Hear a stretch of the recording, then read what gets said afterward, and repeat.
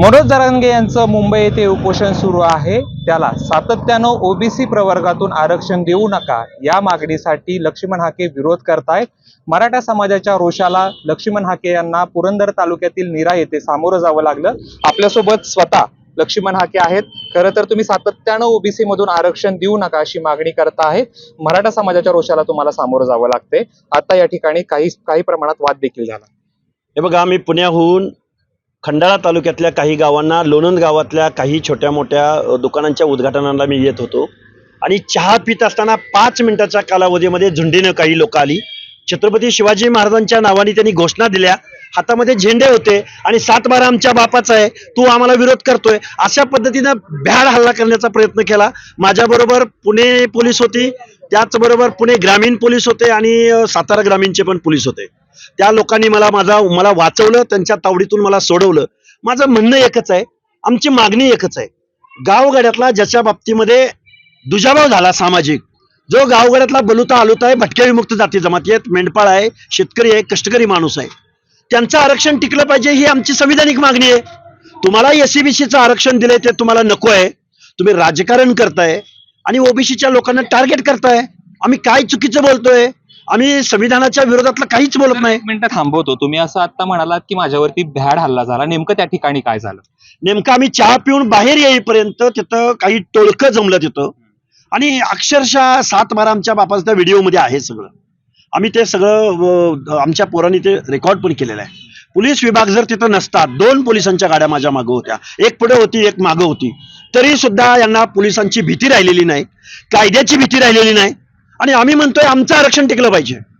याच्यामध्ये आमची काय चूक आहे? ओबीसीचं आरक्षण, मग आज आमचं आरक्षण हिरावून घेत आहेत, उद्या आम्हाला गावामध्ये राहू देणार नाही ती लोक. यांना पोलिसांची भीती नाही, यांना कायद्याची भीती नाही, यांना संविधानातलं काही कळत नाही. अशी जर झुंडशाही होणार असेल, आमचा जीव गेला तरी चालेल, पण आमचं ओबीसीचं आरक्षण टिकवण्यासाठी आम्ही प्रयत्न करणार. तुम्ही असं म्हणताय की यांना पोलिसांची भीती राहिलेली नाही, परंतु जे आंदोलक होते, ज्यांनी घोषणाबाजी केली, त्यांचं म्हणणं आहे की आम्ही फक्त त्यांना विचारत होतो की आमच्या आरक्षणाला जी मागणी आहे त्याला विरोध करू नका, आणि जे लक्ष्मण हाकेंनी जे आहे ते नौटंकी सुरू केलं असं त्यांचं. अरे नौटंकी काय केली? मी तुम्हाला आमंत्रण दिलं होतं का तिथं घोषणा द्यायला या म्हणून, मला अडवायला या म्हणून? 7-12 आणि आहे ना त्या व्हिडिओमध्ये, खोटं बोलायचं कारणच नाही. आणि मी तुमच्या गावामध्ये आलो होतो, त्यामुळं हे माणसं आहेत ना, त्या व्हिडिओमध्ये सगळं आलेलं आहे. अरे झुंडीने काय येत आहे? एकटा वाघ आहे, गावागावातनं फिरतोय आणि आता परत ही त्याच मार्गाने जाणार आहे. उद्या तुम्ही आम्हाला घराच्या बाहेर पडू देणार नाही, मग आम्ही ओबीसीनी तुम्हाला आरक्षण देऊन टाकायचं का? आणि तुम्हाला दिलंय नाही एससीबीसीचं आरक्षण, न्यायालयाला मान्य नाही, आयोगांना मान्य नाही, संविधानाला मान्य नाही, मग तुम्ही या शोषितांचं, वंचिताचं आरक्षण काढून घेणार का? तुम्ही उद्या ओबीसी मध्ये सामील झाला तर या लोकांच्या स्पर्धेमध्ये आमची लोक टिकतील का तुमच्या स्पर्धेत? हे गुंड लोक आहेत, झुंडीने येतात, आज हल्ला करतायत, उद्या गावातला एखादा नाभिक, सुतार, लोहार, कुंभार, माळी, साळी, कोळी, तेली याचं घर काढून लावतील राव. हे कायद्याचं राज्य आहे, हे फुले शाहू आंबेडकरांच्या समतेच्या तत्वाचं राज्य आहे आणि आमच्या नादाला लागलाय तुम्ही. आम्ही पण होळकरांची औलाद आहे, छत्रपती शिवाजी महाराजांच्या सैन्यामध्ये, त्यांच्या टोटली स्वराज्याच्या निर्मितीमध्ये जीवाची कुर्बानी करणारी माणसं आम्ही आहोत. तुम्ही आमच्यावर हल्ले करतायत. अरे नालायकानं, तुमच्या जर दम असेल, आता मी लोणंद शहरामध्ये आणि जाताना परत त्याच मार्गे जाणार आहे. कुणाला वाटत असेल मी नौटंकी करतोय, स्टंट करतोय, मी त्यांना सांगतोय की ओबीसीच्या बाजूने आम्ही ठामपणे उभे आहोत. ओबीसीच्या मनामध्ये तुम्ही जी दहशत निर्माण केली, ती दहशत मोडून काढण्याचं काम छत्रपती शिवरायांचे मावळे म्हणून आम्ही या व्यवस्थेमध्ये, गावगाड्यामध्ये करू. खरं तर राज्य सरकार असं म्हणतंय की आम्ही ओबीसींना आरक्षण, ओबीसीच्या आरक्षणाला धक्का न लावता मराठा समाजाला आरक्षण देतोय. दुसरीकडं मनोज जरांगे म्हणतायत की आम्हाला ओबीसी मधूनच आरक्षण पाहिजे, तुम्ही त्याला विरोध करताय. हे सगळं नेमकं कशा पद्धतीने पुढे जाईल असं तुम्हाला वाटतं? बघा, पुढे काही जाणार नाही. बेकायदा मागणी केली, जी संविधानाला मान्य नाही, जी सर्वोच्च न्यायालयाला मान्य नाही, जी स्टेट बॅकवर्ड कमिशनला मान्य नाही, जी सेंट्रल बॅकवर्ड कमिशनला मान्य नाही, आणि तुम्हाला कसं मागास ठरवायचं? अरे मागास ठरवायला त्या बलुत्या आलुत्यामध्ये, मेंढपाळाच्या घरामध्ये जन्माला यावं लागतं. गेल्या शेकडो वर्षांचं सामाजिक दुजाभावाचं वागणं, या लोकांना सुद्धा या लोकशाहीमध्ये न्याय मिळाला पाहिजे, प्रतिनिधित्व मिळालं पाहिजे, म्हणून आरक्षण दिलंय. अरे तुम्ही तर सरदार, जागीरदार, वतनदार, आमदार, खासदारांच्या घरात जन्माला आलाय. भारताचं संविधान ज्याच्या बाबतीमध्ये सामाजिक दुजाभाव झाला त्याला आरक्षण देतं.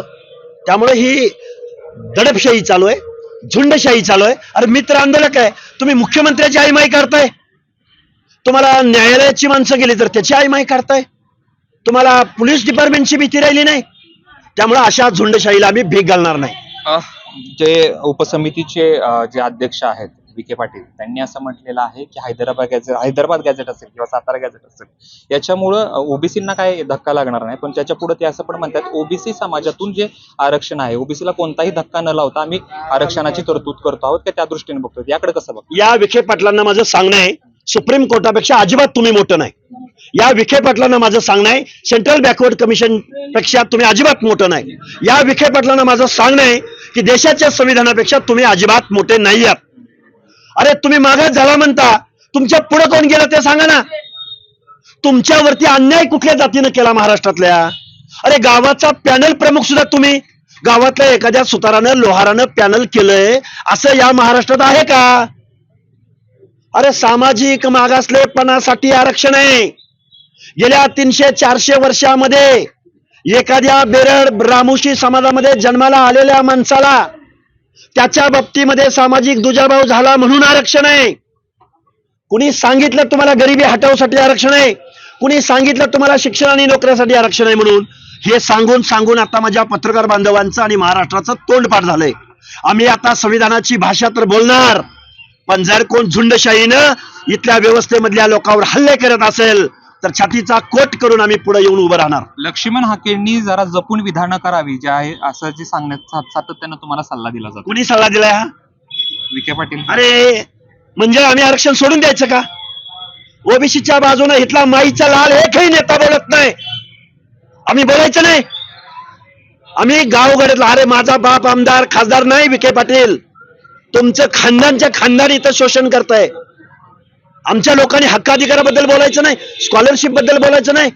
लोकल बॉडीज मध्ये कुठेतरी एखादा सरपंच, कुठेतरी पंचायती मेंबर, कुठेतरी झडपी मेंबर होतोय, तेही तुम्हाला पाहिजे. काय जपून बोलायचं?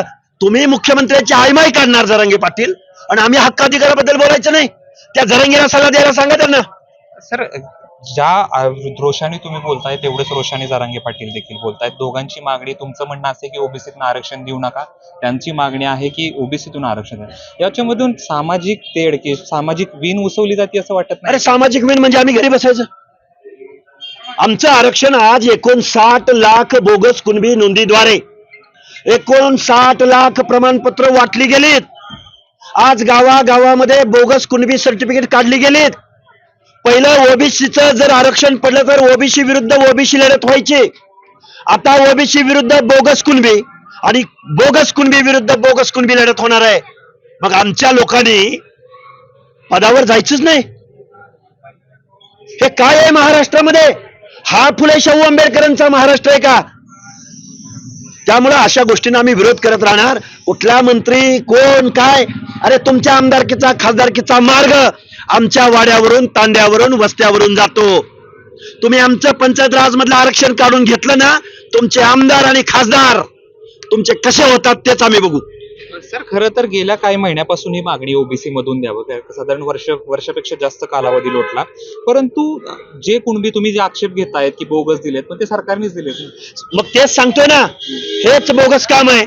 शासनाला सर्टिफिकेट इश्यू करण्याचा अधिकार नाही, शासनाला वंशावळ करण्याचा अधिकार नाही, शासनाला सर्टिफिकेट इश्यू कुणी दिला अधिकार शासनाला? त्यासाठी स्वायत्त कास्ट व्हॅलिडिटीचं एक स्वायत्त संस्था असते, कास्ट इश्यू करणारी एक स्वायत्त संस्था असते. त्याचे अधिकार शासनाला कुणी दिले? त्यामुळे शासन बेकायदा वागतंय. शासनानं घटनेची पायमल्ली केलेली आहे. आज ओबीसीचं आरक्षण संपतंय, उद्या एसटी आणि एसटीचं आरक्षण संपणार आहे. तेव्हा गावगाड्यातल्या सगळ्या व्यवस्थेतल्या लोकांना माझं सांगणं आहे, बाबासाहेबांनी जर तुम्हाला हक्काधिकार दिलेत, ते हक्काधिकार टिकवायचे असतील तर तुम्हाला रस्त्यावर यावं लागेल. मनोज जरांगे आणखी आंदोलन जे आहे ते तीव्र करण्याच्या भूमिकेत कसं? हे बघा, बेकायदा मागणी असेल, मी जर उद्या म्हणलं की समुद्राचं पाणी लोणंदला आलंच पाहिजे, येईल, पण ते लोणंदचं पाणी, समुद्राचं पाणी लोणंदच्या शेतीला चालेल का? हे बेकायदा आहे. मराठा, अरे मागास लोकांना, पिछड्या लोकांना प्रमोट करण्यासाठी आरक्षण आहे. मग महाराष्ट्रामध्ये तुम्ही मागास झालाय तर मग तुमच्या पुढे गेलं कोण? मराठा समाजापेक्षा प्रगत कोण आहे महाराष्ट्रात? त्यामुळं हे मागासले पण ते प्रूव्ह करू शकत नाहीत. शासनावरती दहशत. आता शासन हतबल झालंय. शासनानं कायद्यानं वागावं. आमचं मागणं काय आहे सोडून द्या, जरांगेचं मागणं काय आहे सोडून द्या. कायदा काय सांगतो ते बघा, संविधान काय सांगतं ते बघा. आणि प्रशिक्षित पोलिसांची पलटण तुमच्याकडे आहे. काय मुंबईचा हाल लावलंय. आम्ही 2 आठवडे झालं सांगतोय की बीड शहर यांनी जाळलंय. मराठवाड्यामधल्या ओबीसीच्या घरावरती हल्ले केलेले आहेत यांनी. यांची पार्श्वभूमी दहशतीची आहे. यांना मुंबईमध्ये येऊ देऊ नका म्हणून सांगत होतो. पोलिसांची पलटण प्रशिक्षित आहे म्हणजे 100 पोलीस असले प्रशिक्षित 1 लाखाचा मॉब हँडल करू शकतात. मग जर हे कायदा आणि सुव्यवस्था चॅलेंज होत असेल तर पोलिसांनी पोलिसांचं काम करायचं नाही. आता जर माझ्या बरोबर पोलीस नसते तर माझ्यावर हल्ला झाला असता की नाही झाला असता, माझा जीव गेला असता की नाही गेला असता, सांगा तुम्हीच. दोन्हीकडून तुम्ही एक सांगता आहात, दुसरे त्याला विरोध करतायत. आम्ही काही केलं नव्हतं असं त्यांचं म्हणणं आहे. आणि तुम्ही जे सांगितलं, तुम्ही तिथं बसले राहता, आम्ही फक्त एवढंच म्हणत होतो की त्यांना विरोध करू घोषणा नका. कोणी दिल्या? 7/12 आमच्या बापाचा आहे हे कोण बोललं? आणि तुझ्या बापाचा 7/12 आणि आमच्या बापाचं काय आहे? आम्ही शिवाजी महाराजांच्या स्वराज्यामध्ये जीव दिला नाही? जीवा महाले, शिवा काशीद, बेहरजी नाईक, तानाजी मालुसरे कोण होते? त्यावेळी तुम्ही शिवाजी महाराजांना विरोध करत होता आणि गावगाड्यातल्या 18 पगड जाती शिवाजी महाराजांसाठी जीव देत होत्या. तुमच्या बोलण्यातून एकंदरीत असं जाणवते की मनोज जरांगे जे मुंबईत बसलेले आहेत त्याला सरकार अभय देत आहे, तुम्ही हातबल करतायत किंवा वेगवेगळ्या पद्धतीने दबाव आणण्याचा प्रयत्न करताय. मात्र जे आंदोलक आहेत ते सातत्यानं आरोप करतायत की सरकार आम्हाला कुठल्याही सुविधा देत नाहीये, सातत्यानं आमची जे आहे ते आंदोलन मागे घेण्यासाठी प्रयत्न करायत, अशीच भूसे सरकारची. काय केलं पाहिजे सरकारनं? तुम्ही बेकायदा मागणी करणार, मुख्यमंत्र्याची आईमाई काढणार, रस्त्यावरती आंघोळ्या करणार, हे काय चाललंय? आणि सणासुदीच्या कालावधीमध्ये हे टायमिंग तुम्ही निवडलं. अशी दहशत करून, दादागिरी करून आरक्षण दिलं जात नसतं. आरक्षण हे महामानवानी ज्यांच्या ज्यांच्या बाबतीमध्ये अन्याय अत्याचार झालाय त्या लोकांना प्रतिनिधित्व म्हणून आरक्षण दिलंय. आम्ही मागास झालो, आम्ही मागास झालो, आम्ही मागास झालो. व्यवस्थेनं मान्य केलं पाहिजे ना. तुम्ही नोकऱ्यात कमी पडला, तुम्ही कशात कमी पडला? पंचायतीमध्ये तुमचं रिप्रेझेंटेशन नाही, आमदारक्या तुमच्या नाहीत, खासदारक्या तुमच्या नाहीत, कारखाने तुमचे नाहीत, पतसंस्था काय नाही तुमचं. आणि आम्ही मागास झालो, आम्ही मागास झालो, हे इथल्या संविधानाला, व्यवस्थेला मान्य नाही. सुप्रिया सुळे त्या ठिकाणी भेट देण्यासाठी गेलो, त्यावेळेस रोषाला घेराव घातला होता मराठा समाजाचा. सुप्रिया सुळे आणि सुप्रिया सुळेंच्या वडिलांनी, शरदचंद्रजी पवार साहेब, बजरंग सोनवणे साहेब, याच माणसाने या जरांगेला मोठं केलंय ना. याच माणसाला गाड्या, घोडं, सपोर्ट, रॅलीमध्ये सहभागी होणं आणि जरांगे नावाचं आंदोलन संपलं होतं. शरद पवारांनी जाऊन उठवून बसवलंय. बेकायदा मागण्याला शरद पवारांनी पाठिंबा दिलाय. त्यामुळे ही शुद्ध नौटंकी होती. रात्री 11:05 राजेश टोपे नावाचा आमदार, माजी आमदार घनसावंगीचा, त्या जरांगेच्या गोधडीमध्ये जाऊन 40 सेकंद काय बोलत होता? भेट झाली नाही असं रात्री झाली. कॅमेऱ्यामध्ये आहे ते, चॅनलवरती दाखवलं गेलंय 11:05. आणि आज सुप्रिया सुळे तिथं गेल्या, आज त्यांच्या गाडीवर हल्ला झाला. ही नौटंकी आहे. ओबीसींना येड्यात काढण्याचा हा प्रयोग आहे. जसे शरद पवार इकडं जरांगेला पाठिंबा देतात आणि तिकडं मंडल यात्रा काढतात. वा रे दोगली नीती. म्हणजे आम्हाला येड्यात काढता काय? नागपूरवरून मंडल यात्रा म्हणे ओबीसी अडचणीत आलाय आणि इकडे जरांगेला पाठिंबा, आम्हाला कळत नाही. नागपूरला साखळी उपोषण सुरू आहे, मात्र ओबीसी नेत्यांपैकी सातत्यानं जे प्रकर्षाने भूमिका मांडताय ते तुम्ही आहात. हे बघा, मी कार्यकर्ता आहे. माझा बाप आमदार, खासदार, जागीरदार, वतनदार, साधा ग्रामपंचायतीचा सदस्य नाही, पण इथल्या घटनेचं थोडस अभ्यास करणारा माणूस आहे. राज्य मागासवर्ग आयोगाचा माजी सदस्य म्हणून मला ती प्रक्रिया टोटल माहिती आहे. एक कार्यकर्ता म्हणून सांगतोय. मी तज्ज्ञ आहे असा माझा दावा नाही, पण मला त्यातलं थोडंफार कळतं. म्हणून गावगाड्यातल्या 18 पगड जातीच्या हक्काच्या संरक्षणासाठी जीव गेला तरी चालेल. आजचा हल्ला हा जवळजवळ 8वा ते 9वा हल्ला आहे.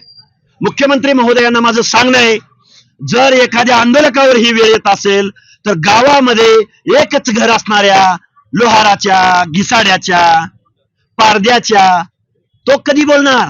त्याच्या हक्क अधिकाराचं काय? त्याला कोण वडार समाज आहे, बेलदार समाज आहे, त्याचं काय होणार? त्यामुळं आम्ही गावगाड्यातले 18 पगड जातीची लोक एकत्रित येऊ आणि आमच्या हक्क अधिकाराचं संरक्षण करू.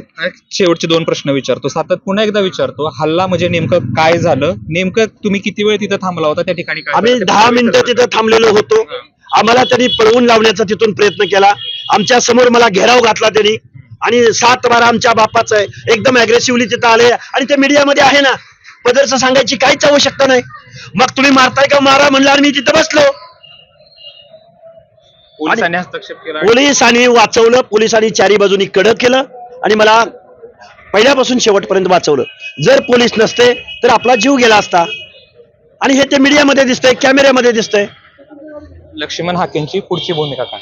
लक्ष्मण हाके जीव गेला तरी 72, पण गावगाड्यातल्या ओबीसी विजयंती एसबीसीच्या आरक्षणाचा बचाव करण्यासाठी शेवटच्या क्षणापर्यंत लढत राहणार. खूप खूप धन्यवाद. तरी होते लक्ष्मण हाके, ज्यांनी जे पुरंदरमध्ये प्रकार घडला त्याचा जो आहे तो माझ्यावरती हल्ला केला असं म्हणणं आहे. मात्र आंदोलकांचं दुसरं म्हणणं आहे. आता याच्यातून अर्थ काय काढायचा हे प्रेक्षकांनी ठरवायचंय. कॅमेरा पर्सन जीवनसह जयदीप भगत, एबीपी सातारा. एबीपी माझा, उघडा डोळे बघा नीट.